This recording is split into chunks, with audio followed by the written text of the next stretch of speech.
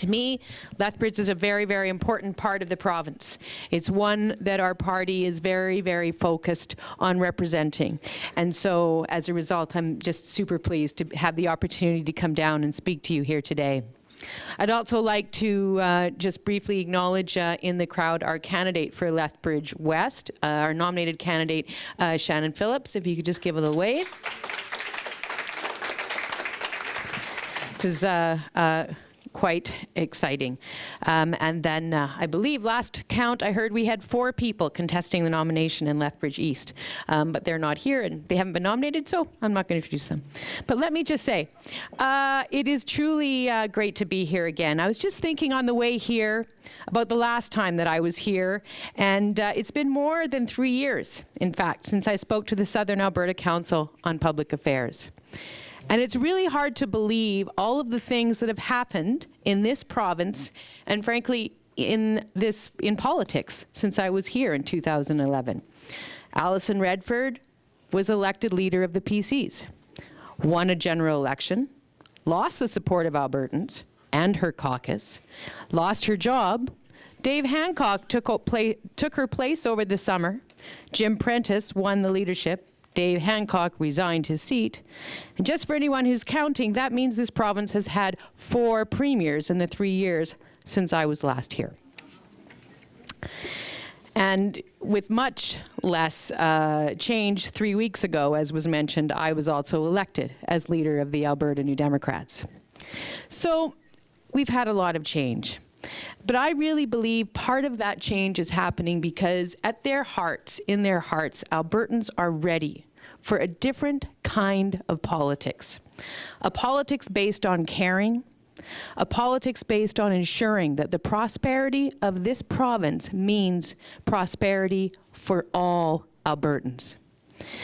Throughout my campaign for leader, I talked about Alberta, this province that I'm proud to call home, and about a vision for a better future for seniors, for kids, for families. Alberta is changing. It's a modern, diverse, vibrant place with modern, diverse, vibrant communities and cities. Lethbridge is one of those cities. And every time I'm here, I'm struck by the natural beauty of this part of our province and the engaged people who are committed to making Lethbridge and Alberta and Canada a better place. We can see the strength of Lethbridge's progressive community in the work that was done by many people in this room to stop Golden Key's urban drilling project last year.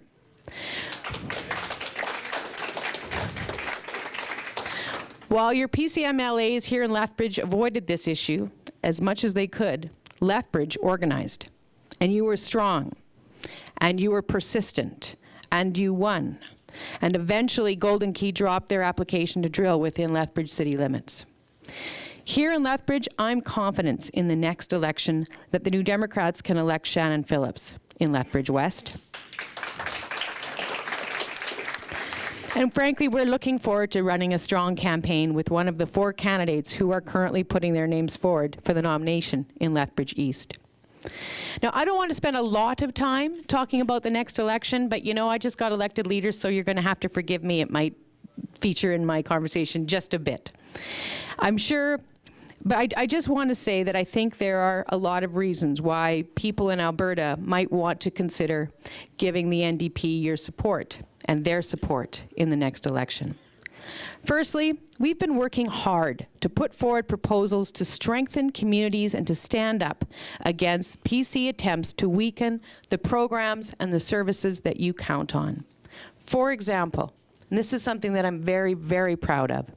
Last spring, we led the fight within the legislature to protect the stability and the security of public sector pensions. We stayed up late many nights advocating against PC's short-sighted and hurtful attempts to gouge public sector pensions in this province. And finally, in the waning days of the spring session, they did back down. And we're proud of the work that we did to protect Albertans' pensions because we actually believe that people who have worked hard throughout their lives should be able to afford to retire with dignity. And we also know that communities across the province, communities like Lethbridge, would have been weakened if retired Albertans were left to live in poverty.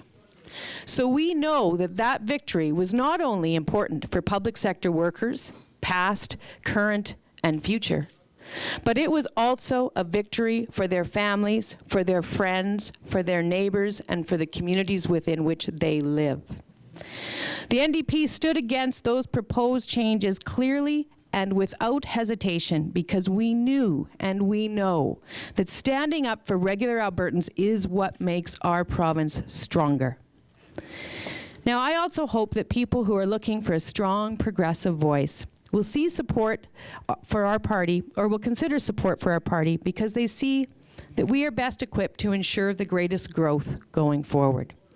Whether it's our growing list of high-profile and high-caliber candidates already nominated and already campaigning, whether it's the growing support demonstrated through our increasingly successful fundraising.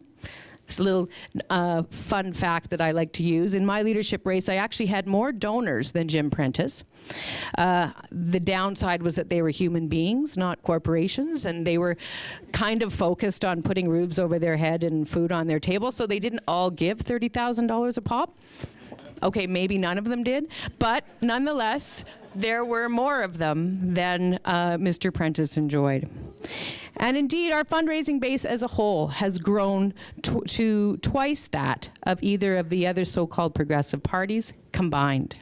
And that's even considering that I only donate to my party once as an individual, not as a corporation. Anyway, all of that adds up to the fact that we are stronger than we have been in decades. And this is the really important part.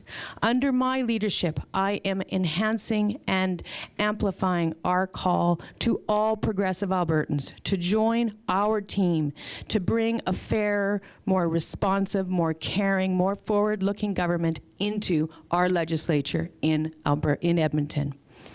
And the fact of the matter is, more and more people are starting to listen.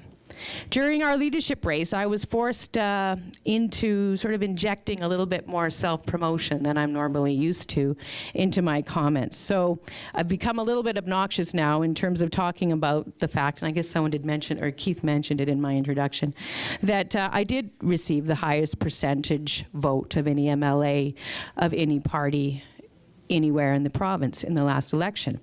So I did a lot of self-promotion on that one. It's what you got to do when you're running for leader. However, that being said, I have to be honest, because that was actually a very close race, and the person who was 1% behind me in that race was our former Premier, Dave Hancock, in Edmonton Whitemud. So that is, of course, why he was asked to step aside, so that Mr. Prentice could be sure that his newly appointed health minister, would win his seat.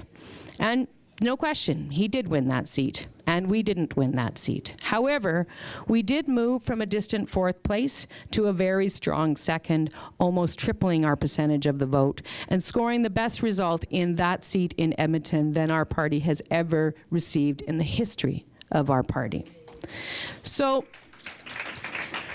to be clear, the Tories may have won that seat, but in so doing, they lost 20 points in popular support, dropping from 62% of the vote to 40%. So even in the wealthiest riding in Edmonton, people are listening to us. They're starting to listen to us. And we see that excitement growing across the province. Now, here in Lethbridge, as I said, we don't need to come in a strong second. I believe that we can win. And I hope that you'll give our great candidates your consideration. Because whether you're normally a conservative voter, a liberal voter, or a non-voter, I doubt there are very, very many of those in this room, but nonetheless, I'd like to invite you to give us your vote next time, to get an MLA for Lethbridge who will actually stand up for Lethbridge and get results for your community. In short, Lethbridge, like Alberta, is a modern, forward-looking, vibrant place. And it's time for people in Lethbridge to be able to say that about their representative in the legislature, too. So I want to talk a little bit about Alberta and how it's changing. It's time, I think, that Alberta really is changing. And it's a time that we can make sure that the great prosperity of this province filters throughout our society. so that all Albertans can live here with dignity. Communities across this province are changing. The stereotypes we all hear about our province just aren't true anymore. I believe the values of Albertans and the expectations of Albertans have of their government have moved beyond the tired old notions of the tired old conservative parties. And you'll note that I mention two parties when I talk about conservative parties, because that's what we've got right now. I believe that we can see those changes, those changed expectations that people have in this province in the results of the last provincial election. Now, I don't know if you remember, but there was a great deal of excitement that many Albertans felt when Alison Redford was elected as leader of the long-reigning PCs. Many Albertans felt hopeful that under Redford, this province would finally have a government that cared about making things better for families, for kids, and for seniors. So not long after Ms. Redford won the leadership, there was an election, and it was an election that the PCs won. And they did it by promising the kinds of things that Albertans in our modern, diverse, vibrant communities are looking for from their communities. Let's just take a quick look at some of the promises from that election. They promised to eliminate child poverty in 5 years and to eliminate all poverty in the province in 10 years. They promised to build and staff 100 family care clinics to improve, 140 family care clinics to improve access to frontline health care for Albertans across the province. They promised to build 1,000 new long-term care spaces for seniors every year over 5 years. They promised to build 50 schools and modernize 70. They promised a bursary program to encourage more rural and Indigenous students to attend university. They promised stable, predictable funding increases of at least 2% a year for each year for our K-12 education system. They promised full-day kindergarten. The one thing they didn't actually promise to protect was our air and our land and our water. Of that, Ms. Redford was noticeably silent.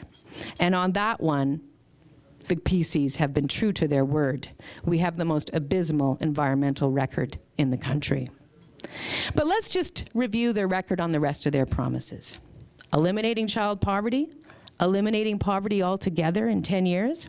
Well, since that election, they've cut many of the services that families living in poverty depend on. They continue to fail to take meaningful action to ensure that we have affordable housing and a living wage. No child in this wealthy province should be going to school hungry, yet 20% of children in this province do every day. Building 140 family care clinics? Well, they built 8. Not very well. And then they shelved the whole project. Meanwhile, hundreds of thousands of Albertans still don't have access to a family doctor. Building 1,000 new long-term care spaces a year for 5 years? Well, they've already admitted that yet again they won't keep that promise. It's much too expensive to find a place for an aging parent or grandparent to live, and almost impossible to have confidence that they are receiving the level of care that they need when they are there.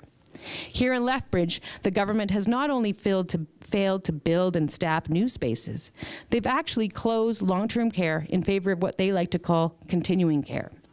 We call it, quote, continuing to cost you more for less care, end quote.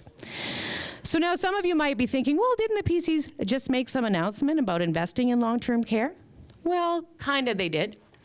Jim Prentice and his developer magnate health minister announced that they'd actually try to use the money that's already in the budget to build the spaces that the government already promised to build. And while the Redford administration had promised 5,000 beds, the Prentice PCs seem to think that 1,800 over the next 4 years is enough. And somehow, they actually think we should throw a party for them because they might move forward on 1/3 of the promise that they made sometime down the road. And what about their promise to build 50 schools and modernize 70 in the next election? Well, let's just look at 3 schools that Lethbridge was promised. Not a single project has a shovel in the ground. Lethbridge is growing. Why does it take 3 years to get past promising a school to actually start building something? And why in a province as wealthy as ours has this government neglected to build schools with a rapidly growing population?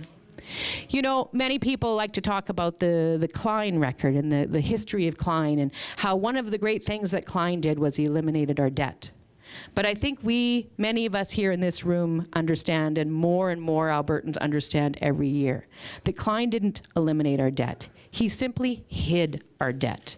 And he hid it in places where there should be schools, but there aren't.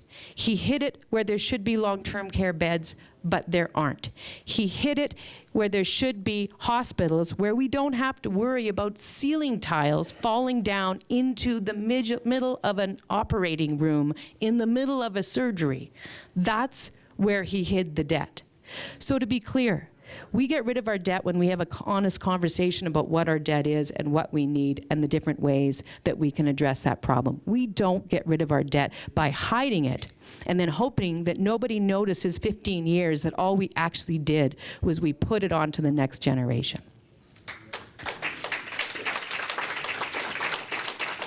So now, throughout the province, we're in urgent need of an infrastructure investment to ensure that students are learning in a safe, clean environment. Galbraith School, as just one example, in many, has more than $3 million in deferred maintenance. And so 2 years after Ms. Redford won an election on promises that spoke to many people in this province and in this room, I'm sure, about the kind of Alberta that we wanted, we find ourselves back in a very similar situation. We have a brand new premier making a lot of promises. And even as we hear those promises, even as we begin to face the often repeated specter of dropping oil prices. Well, my friends, we all know how this story goes. We've all seen this story before. I'm reminded, and I think in this crowd I can use this analogy, but I'm reminded of that constant picture of Lucy holding the football and Charlie Brown lining up getting ready to kick the football. And every time that he runs to kick the football, Lucy pulls the football away and he falls. And for years, many of us in this room read those comments and we watched Charlie Brown take a swing at the football. And you kept saying, Charlie, come on, she's gonna pull it away. Don't believe her. Don't put yourself through this again. And that's kind of my call to Albertans. We've been through this story before. We don't need Lucy at the helm of our government. So here we are, once again, making expensive promises to try and win back the support of Albertans, or that's what the Tories are doing. But once again, they won't be able to keep those promises because they just won't take the necessary leadership that we need to have the revenue that we need to build schools, maintain hospitals, and invest in communities. A reliable, responsible government committed to serving the public interest, not private interest, would reverse the Klein-era cuts to taxes that have left our government and our province so totally dependent on the price of oils to provide the services to Albertans that we have entrusted to them to provide. Their continuing failure to take our revenue structure seriously is simply making things harder and harder for families throughout this province. Now, many of you probably know these stats, but I'm going to run them by you anyway. But according to Public Interest Alberta, if Alberta moderately increased taxes on 5% of our population and marginally increased on corporations with more than 50 employees, we would have already brought in over $1.2 billion just in this fiscal year, just so far in this year. And we would still have the lowest taxes in Canada overall. Now, our current regime only benefits the very wealthy. A middle-class Albertan, it's kind of borderline calling this middle class, but nonetheless, with a taxable income of $70,000 pays over $1,400 a year more than a BC resident and almost $1,000 more than someone who lives in Ontario. Meanwhile, an Albertan who makes $1 million a year pays $41,000 a year less than someone who lives in BC, and $75,000 a year less than someone who lives in Ontario.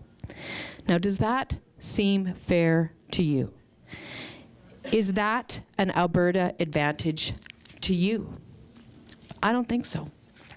Is it any surprise that our tax structures disadvantage lower income families, and as we do that, inequality in this province continues to grow day in and day out. Food bank usage in Alberta is increasing at a rate almost double the rate of the rest of the country. Since 2008, there's been an overall almost 50% increase in food bank usage here in Alberta, at a time when food bank usage is leveling off or decreasing in other parts of the country. And just earlier this month, many of you probably know, Lethbridge Herald reported that the growth in food bank usage is far more noticeable here in Lethbridge than it is in the rest of Alberta. Meanwhile, minimum wage has totally failed to keep up with the cost of living in this province, leaving behind hundreds of thousands of families, or of Albertans. Now, just, you know, the government likes to say, yeah, well, you know, that's just somebody working for PIN money. That's an entitled 16-year-old kid that's, you know, trying to save up to buy themselves an iPod. That's the only person, or maybe it's an iPhone now, I'm kind of behind the times. But anyway, that's the only person that is making minimum wage. Well, the fact of the matter is that 77% of Albertans who are earning minimum wage are older than 25, and 61% of them are women, many of whom are the heads of families, single families. The prosperity of this province means that all of the necessities of life here are more expensive, even here in Lethbridge. So why isn't our government doing more to ensure that Albertans can afford to live here with dignity in this province? We need to seriously look at changing our revenue structures. And the other thing that we need to look at is reviewing the amount of royalties that we receive as owners of the resources. Now, we could go on about this for a very, very long time, but let me just make 2 points. In 2009, the government came up with a drilling incentive program that they claimed would cost about $1 billion. Subsequently, it turned out that it cost Albertans $3 billion. $3 billion. How many schools could we build for $3 billion? So it cost us $3 billion over 3 years, a 300% overrun in drilling incentives. And meanwhile, the Auditor General turned around and said, well, A, there's no evidence to show that actually increased drilling at all. And B, we didn't actually track where the money went. So we went over by 300%. We don't know how well it worked, and we're not exactly sure who got the money. Does that sound like good governance to you? Does that sound like someone you need to keep elected because otherwise we'll all lose our jobs? I don't think so. That just sounds like sloppy, sloppy leadership. And then if you combine that with the fact that currently at this point our royalty rates are competitive. They're very competitive with Angola. My friends, why do we need to compete with Angola? I don't think we do. I look around here, I look around Lethbridge. I think we have a lot to offer above and beyond what Angola has to offer in other elements of what is in our community. And I don't think we need to remain competitive with Angola when it comes to our royalty rates. And I think that in doing that, we let down generations and generations and generations of Albertans to come. So, what we need to do is change that. And if we could do that, we could make this province better. We could seriously work to eliminate child poverty. For instance, we could introduce a school nutrition program to ensure that all children in this province start school with a full stomach. During my leadership campaign, I put forward a proposal that would have made us the most generous province in the country. And just to be clear, we are the least generous province in the country. We are the only province in the country that puts no money towards school nutrition programs. But I propose that we should become the most generous, because just go back to that $3 billion, that $2 billion overrun in drilling incentives that we hadn't planned on just a couple years ago. It would cost us $60 million to ensure that every child in Alberta going to school hungry gets breakfast in the morning. And study after study after study shows that that child will do hugely better in school that day and for the days following and throughout their life. So why can't we do something like that in this province? Instead of continuing to underfund long-term care, we could actually properly invest in building and operating the spaces that Alberta's seniors need. As many of you probably know, we spend well below the national average when it comes to long-term care for seniors. That means that our healthcare system as a whole suffers. We need to stop downloading seniors' care onto our families. The only people who benefit from this very intentional, very well-planned, very thought-out strategy by this PC government are insurance companies and the occasional developer. You may see a theme in terms of developers in the PC party right now, but anyway, that's who benefits. Alberta families simply do not. Now, I fundamentally believe that healthcare shouldn't be a cash cow. It should be publicly funded and publicly delivered. I also believe that the same of education. It should be fully publicly funded. We should not be publicly funding private education. But what we should be doing is ensuring that our public education has enough funds to ensure our class sizes are appropriate, the class composition is appropriate, kids with diverse learning needs get the education that they need, and that they all do that in a building that's not falling apart around them, or that is not an hour and a half's commute away from where they live. These are not big demands, folks. This is simply good governance. I also believe that we need to address environmental issues. We need to phase out coal. We need to keep our water clean, and we need to establish genuine standards of protection, standards that are enforced in a way that earn the public trust of Albertans. And finally, and I haven't talked much about this yet, but because I'm running out of time, I think, I just want to say that I also believe that in Alberta, and I really believe truly, because I've been all across this province for the last 7 or 8 months talking to people from every corner of this province, I believe almost every Albertan wants a province that embraces and celebrates diversity in our public institutions, in our schools, that will not exclude people or give people the excuse to exclude people based on any kind of ground of discrimination, including, at the same level, sexual orientation. This is something that I believe all Albertans, almost all Albertans, are on side with, and it's time that this government joins with the rest of Albertans on this fundamental issue of human rights and basic justice. I believe that this is the kind of change that Alberta is ready for. Now, we have a premier who's done this little thing where I think about, I don't know, if you'd had a drinking game that you were playing while watching his first few speeches, and maybe I'm just the only nerd in the room that would A, watch his first few speeches, or B, accompany it with a drinking game. However, if you were to do that, you would have found yourself rather tipsy if you had identified the word new management. Because, of course, his big adage is, we're under new management. We're under new management. Everything's changed. Everything's different. But here's my message to Mr. Prentice. 56 of the 60 MLAs that he has in his caucus right now were not elected under his new management. They were elected on the mandate and those promises that I just outlined. So if he wants Albertans to believe that he is not continuing the tradition of making and breaking promises in an increasingly cynical and hurtful way that is apparently acceptable only in this province, then he needs to go back to those promises that I just outlined, and he needs to keep those promises. And if he doesn't, we will be there in the legislature to keep him accountable, and we will make it very clear that the new management lingo, although it may be great for a drinking game, means nothing to Albertans.